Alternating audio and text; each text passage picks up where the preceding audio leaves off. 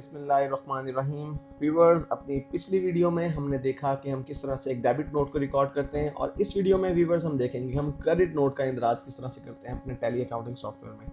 दोबारा से रिपीट करता चलूँ, क्रेडिट नोट उस वक्त इस्तेमाल किया जाता है जब हमारा कोई कस्टमर जिसने हमसे उधार में मर्चेंडाइज या गुड्स परचेज की थी, उसने हमें कुछ चीज़ें वापस कर दी हैं और अब हमें उसके उस अकाउंट को क्रेडिट करना है, तो साथ ही उसे इंटीमेशन भी देना है, उसे इन्फॉर्म करना है कि हमने आपके अकाउंट को क्रेडिट कर दिया है।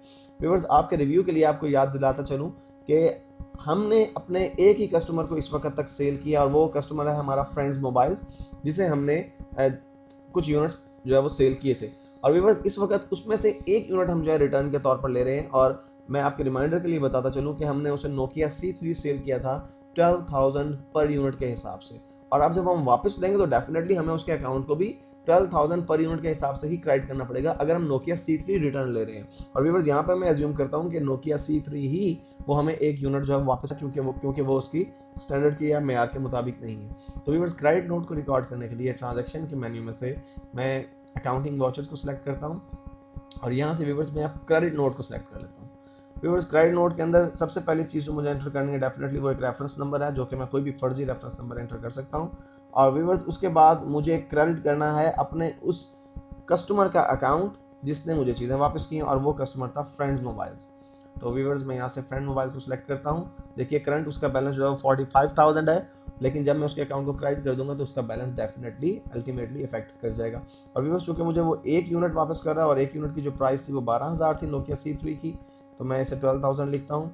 और व्यूअर्स, जो ही मैंने एंटर किया तो अब बेसिकली टैली हमसे ये जानना चाह रहा है कि हम अपने इस कस्टमर का अकाउंट क्यों क्रेडिट कर रहे हैं। तो बेसिकली व्यूअर्स, हमने एक इनवाइस के तहत उसको अकाउंट को डेबिट किया था, तो हम उसके अकाउंट को क्रेडिट भी अगेंस्ट एक इनवाइस कर रहे हैं, क्योंकि उसकी एक इनवाइस ऐसी है जो अभी क्लियर नहीं हुई है। इसलिए मैं अगेंस्ट रेफरेंस को सिलेक्ट करता हूँ और जो ही अगेंस्ट रेफरेंस को सिलेक्ट करूंगा, यहाँ पे उसके जितने भी पेंडिंग बिल्स होंगे जो उसने अभी पे नहीं किए पूरी तरह, उनकी लिस्ट आ जाएगी। लेकिन चूंकि अभी सिर्फ एक ही मरतबा हमने उसे सेल की है तो एक ही बिल आ रहा है, मैं उसी को सिलेक्ट कर लेता हूँ।